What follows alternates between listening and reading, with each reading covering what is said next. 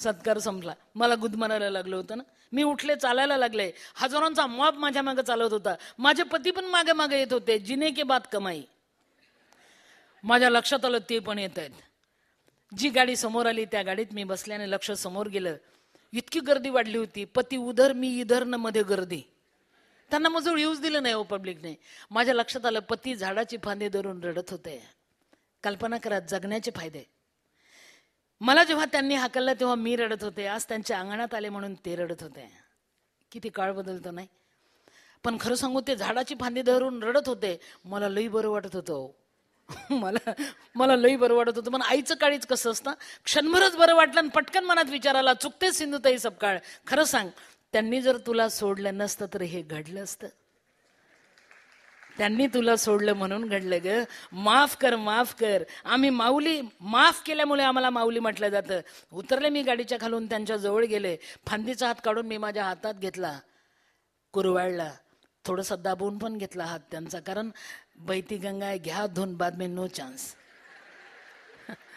एवढी मोठी जिवाळ्याची ट्रीटमेंट दिल्यामुळे ते जोर जोरात रडत होते. म्हटलं व्याजा सकट बोंबला, नो फिकीर, नो प्रॉब्लेम, रडा. पण मी बोलताना रडू नका, कारण तुमच्या आस्वाद माझे शब्द वाहून जातील ना. अगोदर रडा. त्यांना पोटभर रडू दिलं. पदराणी नंतर तोंड पुसलं आणि सांगितलं तुम्ही काय रडता मला माहित आहे. जब तक गाल पे गोस तब तक यार भी दोस. जब तक गाल पे गोस तब तक यार भी दोस. गाल पे गोस हट जाए तो यार भी टूट जाए.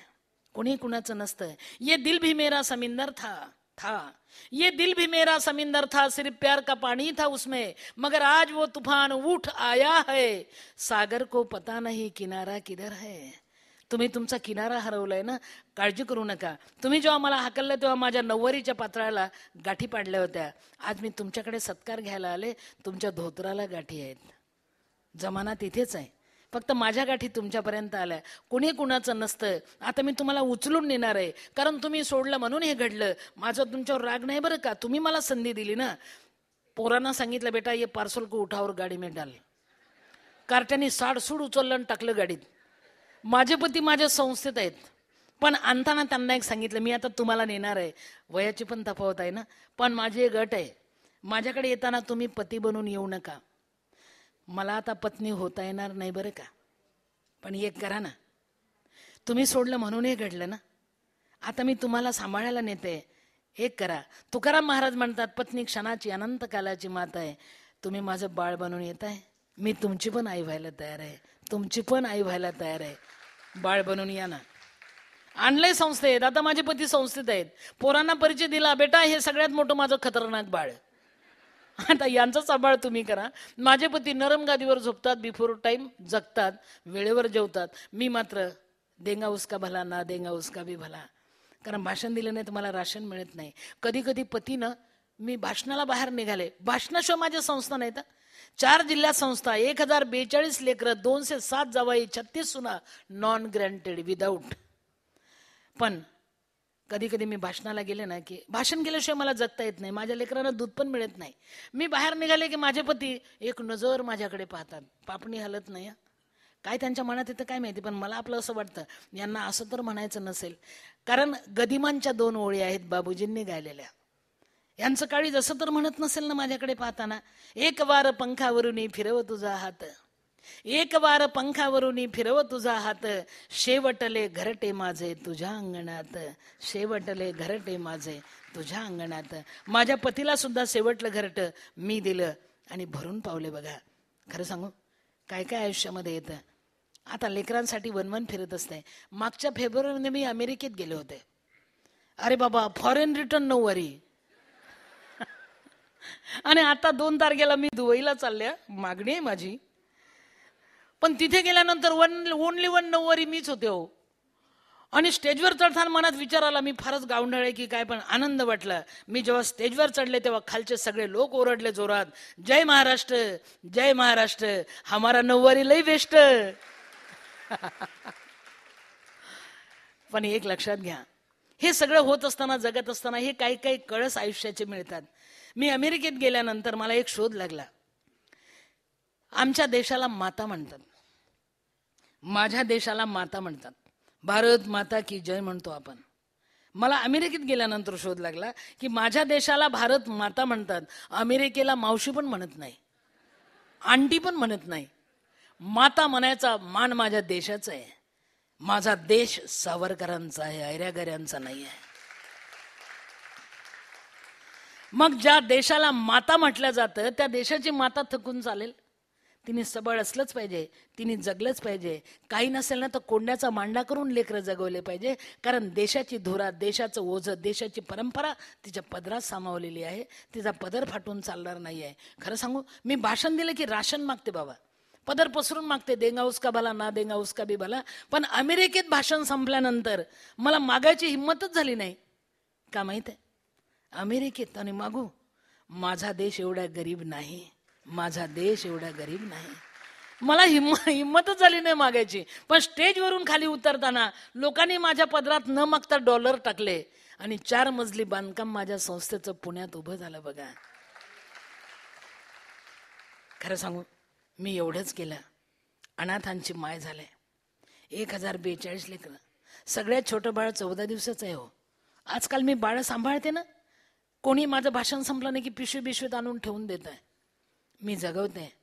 खरं सांगू, मला माझा गर्व आहे. कारण गांधारीला सुद्धा 101च होते, मला 1042 आहेत. तिला एकच जावई होता, मला 207 जावई आहेत. हमारी कॉलर टाईट आहे. माझं महाभारत केवढं मोठं आहे. पण भाषण दिल्याशिवाय राशन मिळत नाही. म्हणून एक लक्षात घ्या, मी ही माझी पिल्लं लहान लहान सांभाळते, पदर फाटेपर्यंत सांभाळते. मी अमेरिकेत मला डॉलर मिळाले, पण डॉलर वटायला 2 महिने लागले. तोपर्यंत काय हाल कुत्रे खात नव्हते. अमेरिकेत मी जेवलेच नाही, कारण मी शाकाहारी, आणि ते शाकाहारी मांसाहारी 50-50. मी खाल्लंच नाही. माझं हिमोग्लोबिन 6.5 झालं. मला चक्कर येत होती. घरी आल्यानंतर मी खूप आजारी पडले. जोरात मला ताप आला. माझ्या लेकरांचं मोठेपण सांगते तुम्हाला, मला जोरात ताप आला. आणि खरं सांगू, तडफडत पडले की आता भाषण नाही, आता माझे लेकरं काय जेवतील. मी पडले, तापाने खणखणले, डोळ्यातून धारा लागल्या. लेकरांचं काय, लहानसं बाळ, तिला मी कसं सांगू उद्या जेवू म्हणून. मला रडायला आलं बघा. आमचं ब्रीद वाक्य आहे माझ्या संस्थेचं, मी तयार केलेलं, देवा आम्हाला हसायला शिकव, परंतु आम्ही कधी रडलो होतो याचा विसर पडू देऊ नकोस. मी तापाने फणफणले. माझे सगळे लहान लहान पिल्ले वाट्या घेऊन मत जवळ आले आणि मला म्हटले, आई एवढंसं दूध दे, आई एवढंसं दूध दे आई. मला माझं काळीज रडताना कळलं. दूध मागतात माझे लेकरं. पुरस्कार 172 आहे पण त्याची भाकरी होत नाही. मी आई आहे पण मला दूध नाही. भूक दररोज लागते, 4 दिवसांनी लागत नाही. लेकरं दूध मागते. सिंधुताई सपकाळ, कशी आहेच आई तू. मला माझ्या आईपणाचा राग आला. मला जोरात रडायला आलं. माझ्या लेकरांनी वाट्यात ठेवून दिल्या.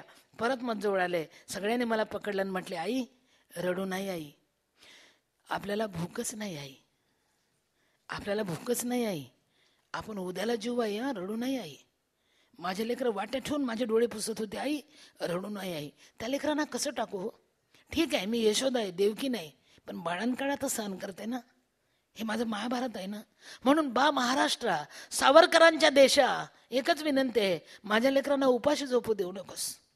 माझ्या लेकरांना दुधाशिवाय तडफडू देऊ नकोस. मला काही देऊ नकोस. पण माझ्या लेकरांच्या चोचीत घास भरावा. पातळ का होईना पाणी टाकून दूध त्यांना मिळावं.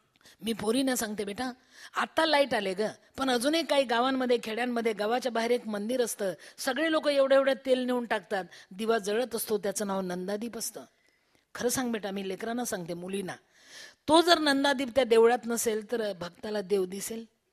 जळायचं काम तो करतो म्हणून देव भक्ताला दिसतो. पण समज त्याला जळू दिलं शांतपणे तर तो उजेड देतो. पण जर मुठीत घ्यायचा प्रयत्न केला तर चटका बसतो. तुम्ही नंदादीपासारखं तेवत राहा बेटा. उजेड द्या, पण मुठीत घ्यायचा प्रयत्न केला त्याला चटका बसला पाहिजे इतकं तुम्ही गरम व्हा. त्याशिवाय पर्याय नाही. मी पोरांना पण सांगते, माझ्या पोरांना, माझं पोरगाला ये की ते आहे का रे विनय, आहे का रे इथे विनय, विनय विनय बाहेर आहे काय, विनय असला तरी रे माझ्या, अरे आला विनय. लहान लहान तर मी सांगितलं, पण मोठ्यांचं सांगते. आणि अजून एक, माझ्या पोरांचं सांगताना मला काळजी नाही, कारण माझ्या लेकरांना मी अगोदर सांगते, नंतर नाही. लोक म्हणतात त्या पोराच्या समोर हे बोलू नका. का पण तो मोठं झाल्यावर जग बोलणार आहे ना. मी त्याची सख्खी आई नाही ना. मग तुम्ही लपून का ठेवता. त्याचं मन तयार करा ना. मी त्यांना सांगते, मी तुमची कोणी नाही, तुम्ही अशा अशा ठिकाणावर आलेला आहात, पण मी आता आई आहे, तुम्ही माझं बाळ आहे बेटा. आमचं नवं नातं तयार होते. हा माझा विनय. खरं सांगू, माझे बाळ एवढं चालू सोबत, आणि एक पोराचं पोरग गाडी चालवते ते येणार नाही आतमध्ये, लई बुजरा आहे. हा माझा विनय. खरं सांगू, कुठल्या तरी स्टेशनवर मी भीक मागत असताना एक भीक मागणारी बाई 3.5 रुपये कटोऱ्यात पडले आणि मरून गेली. हो, येथे पाहिजे जातीच आहे. कोणी त्या प्रेताला हात लावला नाही, पण माझं मन कळवळलं, कारण मी पण भिकारीच होते ना. 3.5 रुपये कटोऱ्यात पडले होते आणि एक बाळ फक्त 1.5 महिन्याचं तडपून तडपून रडता रडता झोपलं होतं, गालावर आसू सुकले होते. त्या मेलेल्या बाईचं 1.5 महिन्याचं बाळ म्हणजे माझा विनय. हा माझा विनय. मी त्याला उचललं, घेऊन आले, लहानाचं मोठं केलं. खरं वाटणार नाही, 1.5 महिन्याचं आईच्या प्रेतावरून उचलून आणलेलं हे बाळ आता माझं बाळ LLB करते. त्याला आशीर्वाद द्या.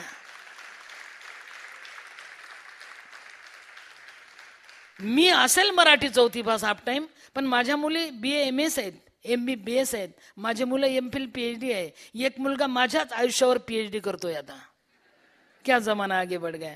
म्हणून एक लक्षात घ्या, मी या अनाथांची माय आहे बाबा. मला दुसरं काही करता आलं नाही, फक्त माय झालंय. विनंती एकच, यांनी कुठे जायचो? कोणी नाही, माय नाही, बाप नाही, गणगोत नाही. रडतील ते माझ्याजवळ, मागतील ते मला. मी डबल भूमिका बजावते, आई आणि बाप आणि गणगोत पण मीच. खरं सांगू, मी माय झाले अनाथांची. आणि अजून एक आश्चर्य सांगते, आज सावरकरांच्या स्टेजवर एवढं तरी मी सांगितलं पाहिजे. मी जेव्हा भाषण करायला बाहेर जाते ना, मला हे परवाला समजलं. दुपारी 2 वाजता गेले मी घरी. मी शक्यतो रात्रीलाच जाते. मी दुपारी 2ला घरी गेले आणि लक्षात आलं माझे लेकरं देवाजवळ दिवा लावून माझी वाट पाहत होते. मी ओरडले, बेटा फोडणीला तेल सापडत नाही रे, आणि तुम्ही दिवसभर दिवा लावताय रे. बेटा देव रागवणार नाही आपल्यावर, तुम्ही देवाचे जीव आहात. संध्याकाळी सांजवात लावा रे, दिवसभर दिवा नका लावू बाळ. एका लहानशा मुलाने मला उत्तर दिलं. म्हटलं आई, आम्ही त्याच्यासाठी दिवा नाही लावत आई. म्हटलं मग? आई तू भाषण करायला जाते ना, आम्हाला खूप भीती वाटते आई. का रे बेटा? आम्हाला असं वाटतंय आता आमचे जोरजोरात भाषण देईल ना, मरूनच जाईल असंच वाटते आई. आणि मग तू जाताना आम्ही तुझ्याकडे पोटभर पाहतो आई. आमची आई परत नाही आली तर काय घ्या. आणि तू पाठमोरी झाली की आम्ही देवाजवळ येतो आई, प्रार्थना करतोय आणि देवाला सांगतोय, भगवंता आम्हाला कुणी कुणी नाही बरं का, एकच आई आहे बरं का, तिला मरू देऊ नको बरं का, आमच्या आईला वापस पाठव बरं का, आम्हाला कुणी नाही बरं का, आमची आई आम्हाला वापस पाठव बरं का, नेऊ नको बरं का. असं आम्ही देवाला सांगतो ना, प्रार्थना करून दिवा लावतो आई. पण तू जाताना लावलेला दिवा तू परत येईपर्यंत विझू देत नाही आई. आम्ही फोडणीला तेल नाही टाकत आई, बाटल्या भरून ठेवतो आई. पण खरं सांगू आई, तू नसताना देवाजवळ दिवा जळते ना, तर आम्हाला असं वाटतंय आमची अजून मेलीच नाही, कारण दिवा विजलाच नाही. दिवा जळते म्हणजे आई जिवंत आहे असं वाटते माय. म्हणून आम्ही दिवा लावून वाट पाहतो आई, लवकर लवकर ये आई, दिवा विजू देत नाही आई, तू यावं म्हणून. खरं सांगू, जी लेकरं देवाजवळ दिवा लावून माझी वाट पाहतात त्यांना मलाही रिकाम्या हाताने जायची लई भीती वाटते हो. मी माय झाले अनाथांची, तुम्ही गणगोत व्हा, नातलग बना, पुण्याला तरी येऊन मला भेटा, माझ्या लेकरांच्या तोंडावर हात फिरवा. कोणाची वाट पाहतील हो हे लेकरं? कोणीच नाही आहे. मला होते तेवढं मी करते, तुम्ही पाठीशी आला तर डबल जोमाने काम करेल. खरं सांगू, जवळ आलात दूर जाऊ नका, मी माय झाले, तुम्ही गणगोत व्हा. आणि जी ही लोक इथे धडपड करतात, खाडीलकर, मला खाडीलकर साहेबांना एक म्हणायचं आहे की कावळे आणि चिमण्या नुसतं उडतात, कावळे आणि चिमण्या नुसतं उडतात, झेप घेणारी अवलाद गरुडाची असते. कावळे आणि चिमण्या नुसतं उडतात, झेप घेणारी अवलाद गरुडाची असते. आमचे सावरकर गरुडासारखे उडून गेले, पण अजूनही त्यांचे 4 पिसं आपल्या सोबत आहेत, जे धडपड करतायत. म्हणून मला यांना सांगायचं आहे, खाडीलकर साहेब तुम्ही दोघंही आणि तुमची सगळी चिल्ली पिल्ली असेच उडत राहा, पण ज्यावेळेस तुम्ही उडताय ना, तेव्हा नियती बाण मारते संभल के. माणसाने उडान केल्यानंतर, आकाशात अंतराळी झेप घेतल्यानंतर नियती बाण मारते. सावरकरांनी खूप बाण पचवले हो, म्हणून आपल्याला जखम काढली. म्हणून एक लक्षात ठेवा, तुम्हाला बाण नियती मारेल तिचा तो धर्म आहे. ज्यावेळेस तुम्हाला नियती बाण मारेल त्यावेळेस जखम कुरवाळत बसू नका. जमलं तर 4-2 पिसं गाळून टाका, नवे उगवतील, पुन्हा उडायला शिका, पण पावलांच्या ठसे कुठे उमटू देऊ नका. देश तुमच्या खांद्यावर आहे, आम्ही तुमच्या मागे आहे, तुम्ही सर्वांनी सोबत यायचं आहे. कारण आपल्याला चिंता देशाची आहे, देश नाही तर कुछ नाही. देशाचं स्वप्न पाहणारे, देशासाठी काळीच कुरतडून घेणारे सावरकर गेले, आता मलमपट्टी करणं भाग आहे. त्यामुळे जय हिंद, जय भारत, नमस्कार नमस्कार.